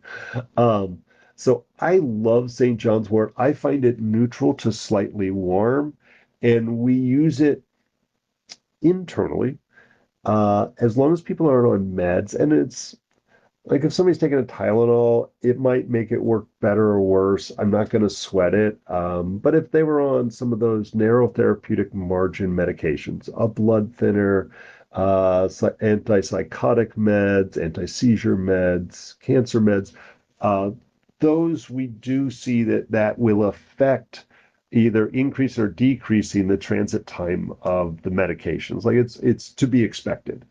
Um, Other stuff, judgment calls, I tend to round. We need that beautiful yellow flower that just kind of makes you just smile looking at it.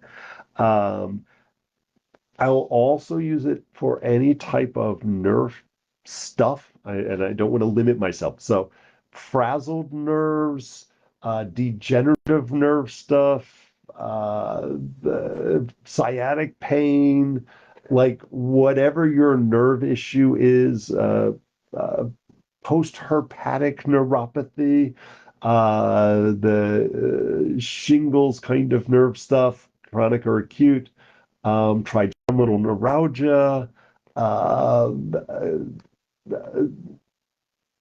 that's all I can think of. Post chemo radiation, the nerve stuff from that diabetic neuropathy. A lot of the things I rattled off, though, you're probably on some strong meds. So, like, I would not do it internally, but if they're not on anything, I would use it internally, happily. Externally, for all of those things I just rattled off, all the nerve stuff, topically infused in an oil, 100% safe. Um, Pinched nerve, heck yeah. So like that would might be a sciatica or something like that. Is it gonna fix it? No, you gotta figure out why it's pinched. Is it coming from the spine that the spine is misaligned? Is it a muscle spasm around it? But it will help that nerve pain settle down. Topically, it's going to be most effective used long term for the chronic nerve stuff. So a pinched nerve, like, oh, I sat funny or I slept funny, it may not have enough time to work. Internally, it'll be more effective. Well, I would say doing it both internally and externally simultaneously is the most effective. But externally, like I do it like all my diabetic patients, and I have a few people who are like they have what looks like the diabetic neuropathy, the nervy pain in both feet, but their blood sugar is fine, and their back isn't degenerative. And I send them home with a bottle of St. John's wort oil to apply daily themselves. But half the time, I think they come in every 2, 3 weeks just for me to massage their feet with the St. John's wort. So it is. You can make it yourself, and the fact that you got a bunch there in West Virginia. I forget who was from West Virginia. That choosing it, and there are many types of St. John's wort. The one you want specifically, if you get like a little loop, I had a loop, oh, it's on my other desk. Um, you'll see these little oil secreting cells on the other side. And when if you mash up the fresh leaf in your hand, you'll get these, it'll stain your hands red. Um, that's a good question. Let me think on that. It's best made fresh. So like wilting, you pick your St. John's wort, let some of the water evaporate, and then put it in your oil. But water and oil don't mix, and fresh herbs and oil can go rancid and get furry really fast. So other options, it's advanced. And if anybody wants to see the books Bob likes on the school, the traditionsearchschool.com. You can tell I've been talking for too long. I have on resources, there's a crap ton of books that link to Amazon. And ooh, I get to make $1 if you buy it from there. Price is the same for you. But The Medicine Maker's Handbook by James Green, I still consider that the best book out there. And everybody else has some out there, and they're all interesting and unique. I've learned so much. I continue to learn from The Medicine Maker's Handbook. So that is my go-to. But there is a way to do an alcohol extraction of a plant. I do this specifically with resins, but you could do this with St. John's wort as well. Do an alcohol extraction of the St. John's wort or glycerin for that matter. Uh, yeah, the glycerin would probably work. And then you put that into your oil, and it takes a while. It's kind of a pain in the ass. It's a process. Then you heat your oil with you put the alcohol you've made a tincture out of those herbs, you put that in the oil, then you evaporate off the alcohol by heating it gently, and it will leave the constituents in there. So when I'm afraid it's going to go rancid, yeah, and you can make a liniment, you can just make a tincture, right? And a alcohol tincture applied topically is called the liniment. And so you can do it that way as well. Um, Oil's kind of a crappy extractor. It's hard to work with fresh plant matter. Like you'll make a few batches of moldy stuff. If you look at your oil and you're like, why are there bubbles in there? Just throw it out. It's you've now fermented things and there's furry stuff and that can do yucky things to the skin. So um, that's very possible to do it. When I use like for trigeminal neuralgia, and if you don't know it, trigeminal neuralgia, you'll get pain. It's coming from one of the cervical nerves coming off the spine, and it comes in it. That trigeminal nerve seems to like go above the eye, below the eye, cheek, even down to the chin. People, it's a lot of people because of trigeminal neuralgia, which is inflamed trigeminal nerve. It's just fancy talk. Um, the It tends to be a chronic condition. It's not understood why it happens. Some people consider it an autoimmune disorder. The rate of suicide is actually really high because if they're not getting a solution for it, the pain is so debilitating they can't eat, they can't talk, they just basically shut themselves in a dark room and take a lot of painkillers. If any of you have that, acupuncture is really helpful. Herbs are really helpful. Um, it's important to not go just where the pain is, right? So you might just have the trigeminal nervy pain here. If you look at where is it coming from, we would also put it back on the spine at the top of the head. So if you had a pinched nerve in your back and it was giving you sciatic pain, not only would you put it down the side of the leg to relieve that nerve pain that you've got, you'd actually go up to the lumbar spine and the lower back, and you'd put oil there to reduce the inflammation at the root of it all. I'll generically, when I hear pinched nerve, I always think back. So I shouldn't do that. You know, pinched nerve in your neck. You could have a pinched nerve in your arm, in your elbow, whatever. But I'm going to say it's low back when you mentioned that. Um, and oh damn, it's late. Uh, I might combine if I was looking at internal use of St. John's wort, and which is a great option for that.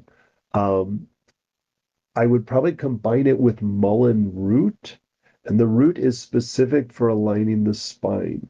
And so the pinched nerve, we gotta like, why is it pinched? And so if the spine is misaligned, so it would help to align it.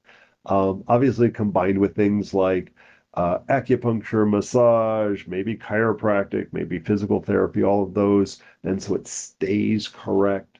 If it's a muscle spasm causing things to be out of whack, think about all your antispasmodic herbs. Pedicularis, I love pedicularis. It grows wild throughout the southeast, actually, I think all over the US, except for Florida. Um, Pedicularis, kava is great topically and internally. Um, Chinese herbs, we've got Bai Shao and Gansao combination for a lot of antispasmodic. We can guide it with things like Du Ho. So lots of options for my students. Acupressure in the distal points to help with stuff. Yeah, actually, like, well, here we get. You can Google, oops, acupressure points. There's two acupressure points that tend to be really helpful. One is Sanjiao, um, 5 and 6 is really helpful, and that's like there we go. Right between the radius and the ulnar, you'll find a little depression here. I even though the trigeminal will only be on one side, mash on both sides, have somebody squeeze on it and really press it can help.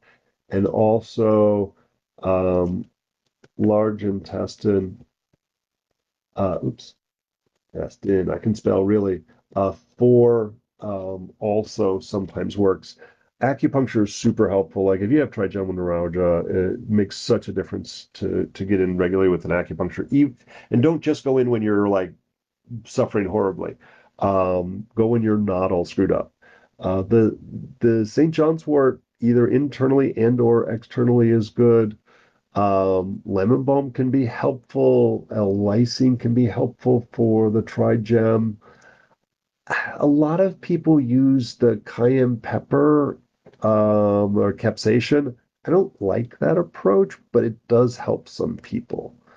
Um, I will say for the trigeminal neuralgia, acupuncture tends to be my primary approach.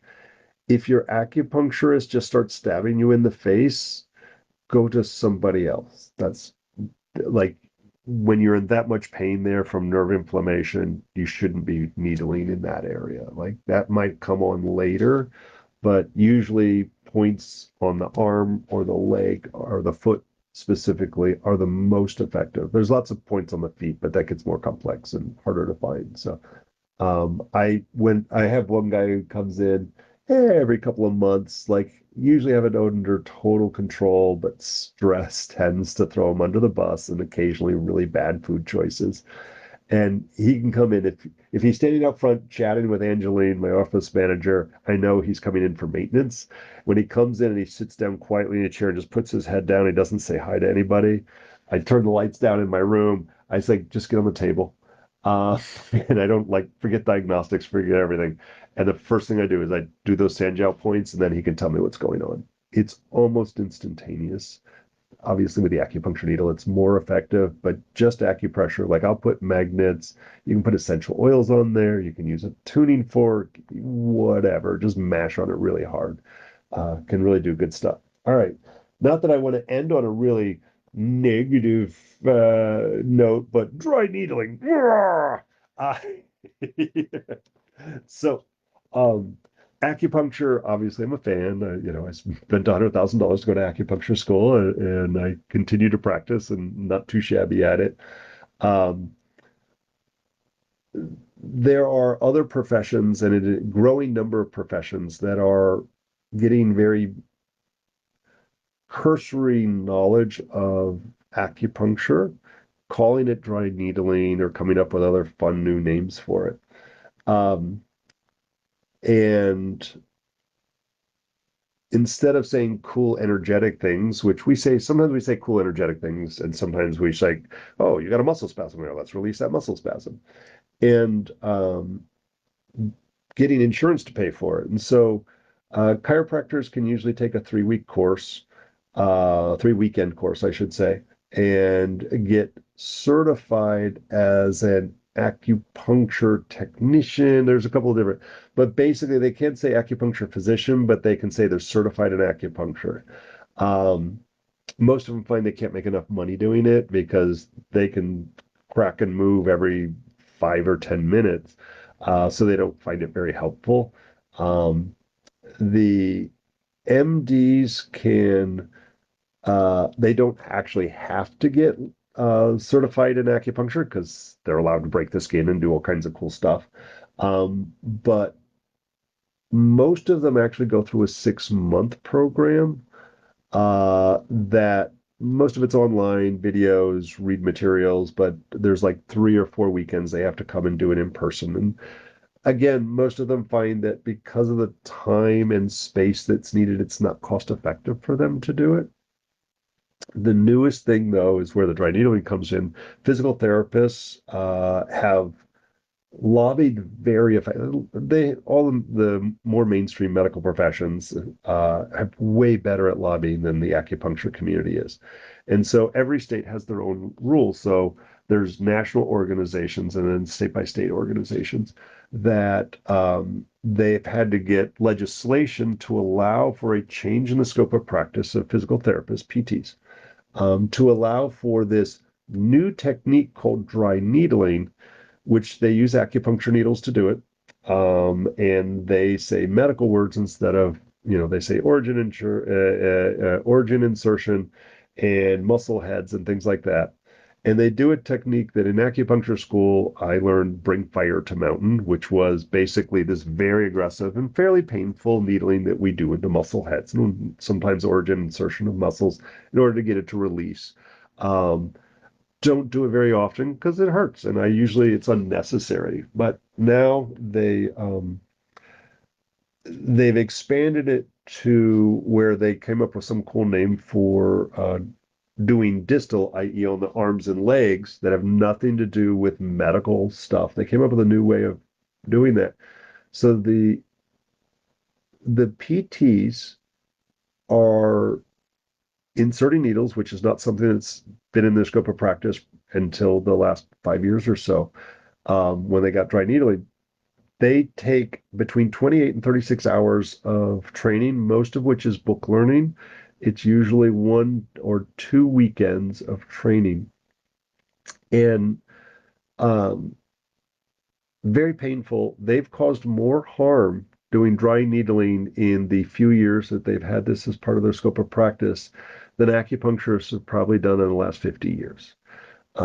Luckily, I don't think there's been any deaths. They've had more pneumothoraxes than like every 5 years or so we hear about a pneumothorax from an acupuncturist. It's usually an MD, a chiro, even though the MDs have way better anatomy and physiology than we ever will.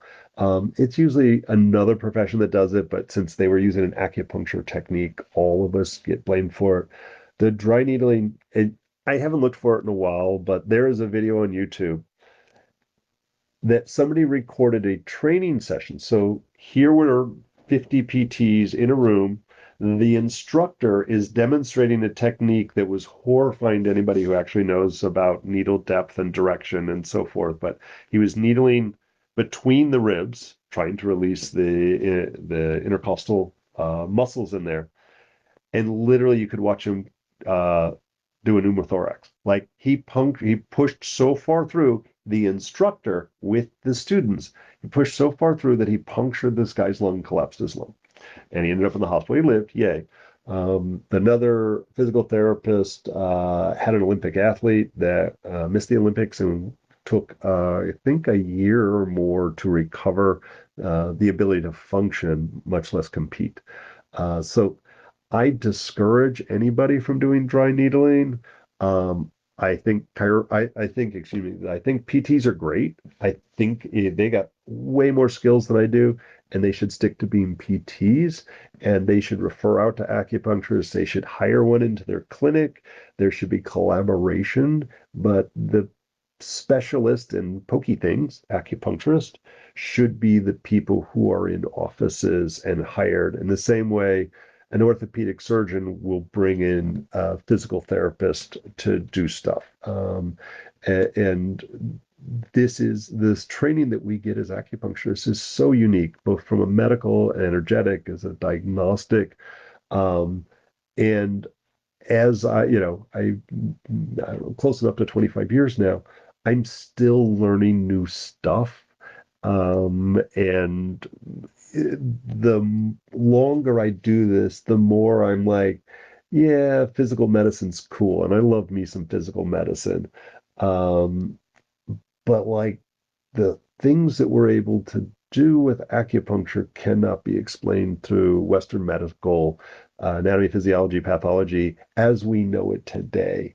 And literally, the PTs are dangerous. And it is it's unfortunate because the public who just wants to not be in pain, they want to feel better. They want to be able to walk normal.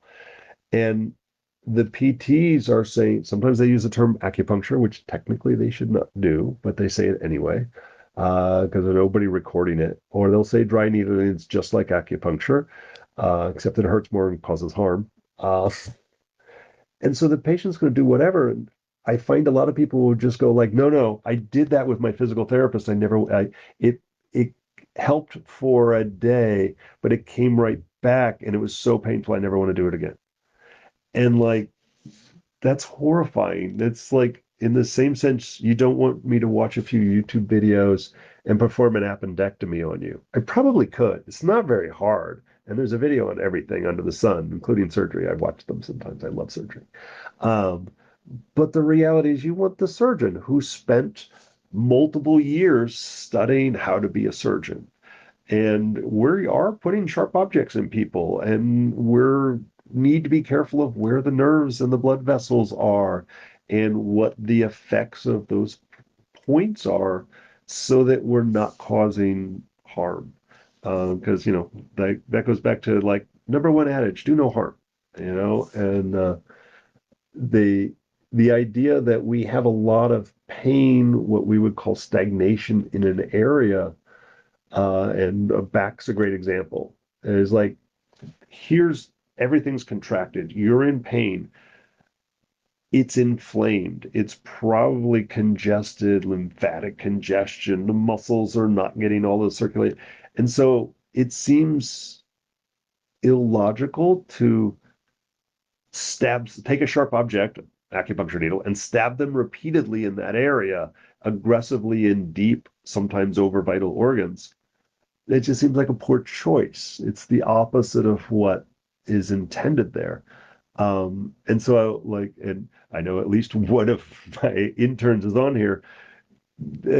Kevin can attest it. Like, no, needle their belly to fix their back, needle their leg to fix their back, needle their hand to fix their back. And it pulls all of that stuck trauma, inflammation, pain, chi, it pulls it away from this area of congestion so that it can fix itself. And it's shocking how effective it is when we stay within these unique ideas tempered with good medical knowledge. And that's the cool thing about acupuncturists. We learn, Kevin can tell you, like, he's doing human dissection, like, he's getting great education on anatomy, physiology, great depth of pathology, syndrome differentiation, but then this other 5,000-year-old diagnostic system that is truly magical. And I put one foot in both worlds, and my emphasis for my practice is about the herbs. Like, I like my pokey things. And but I like speaking Western medicine. I like looking at blood work, but I'm like, let's press here and see what happens. All right, I'm over time. What the hell y'all still doing here? So I hope you all check out the website. Go to YouTube. You'll get the recording. I know I said way too much information for anybody to digest. So go listen to all the other videos. I hope I see you all in class, either online or in person sometime soon. Remember, there's lots of Thursday and Friday night standalone classes, but even some of our weekend intensives are there for everybody. I open up our vitamin mineral class. I open up medicine making. Next year we're going to have wilderness survival in there again. I can't even remember them all. So if you don't take a class with me, take a class with somebody. Google is a shitty place to learn any kind of medicine, and that includes herbal medicine. It is fraught with herbs because I Google it and I'm horrified with what I read sometimes. Do your homework. Don't trust any of us. Everybody's trying to sell you a product, including me. And so please, please, please do your homework and make sure everything's repeatable outside of a particular clinic. Maybe I'll rant about that next time. I've had a few horrifying practitioners I've been exposed to that I don't know. I will say they're doing harm and charging a lot of money for it. So I hope you all are inside in the air conditioning and not out in the electrical storm and the floods out there. And I will see you on the last Friday of next month, unless I see you sometime sooner. Some of you I'll see at the Soma conference in, oh God, 2 weeks, I think. Bye.